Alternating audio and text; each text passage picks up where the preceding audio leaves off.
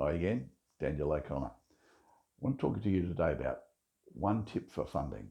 Now, I've got lots of tips for funding and it takes a lot of time to get through that. And I want to just give you one tip that you should look at. And that is when you target the investor, you've got to go for a certain configuration of investor.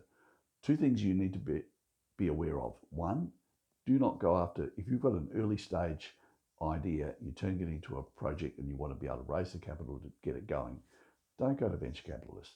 They're not going to want to know you. They don't buy ideas, they don't buy projects, they buy cash flow. And they only buy cash flow that has potential to double, triple, quadruple, or 10x if it has the right circumstances. And that might include extra money, their Rolodex, which obviously that's why they specialise in certain areas. You find one in fintech, for instance, that won't go outside of that area because he's got a Rolodex of 1,000 companies all over the world who could very quickly take up the offers that he has if he has a fintech project. So they do all of that. They also add their administration layer because they've done it before. They know how to grow it. And so they're not interested in coming on board and watching you learn how to do it on their dime. So don't think you're going to get a venture capitalist. The most you're going to get out of a venture capitalist is a nod, a smile, and they say, come back in 3 years when you've achieved what you've just promised you're going to achieve, which is $10 million in 12 months. Once you achieve that, come back and see us. That's pretty much it for a venture capitalist. So on the other hand, a lot of people go after high net worth individuals, wealthy people. It's tempting. They've got the money. You know they've got the money. Why shouldn't they? But the fact is, they're not your target market. The problem you have, the first problem you're going to run into is they're going to say everything nice about your project. They're going to want to invest in it. They're going to say, let's do a deal. Go and see my people. And they give you a few names and phone numbers. And those people are not going to want you to invest. They're not going to want their boss's money to invest with you.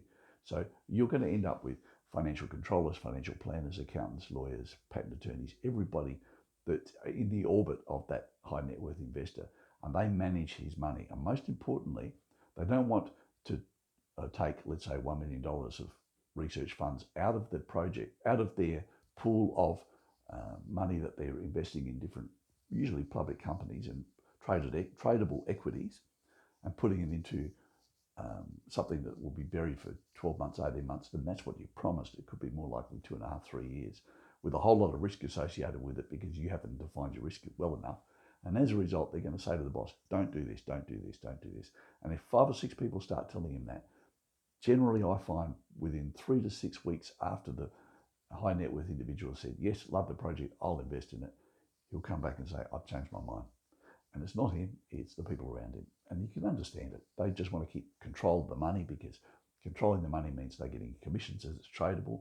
And if it's kept in safe equities, they are not going to take any risk themselves. So if you've been out there doing presentations to high net worth individuals that you don't know, rethink that. It's not going to work for you.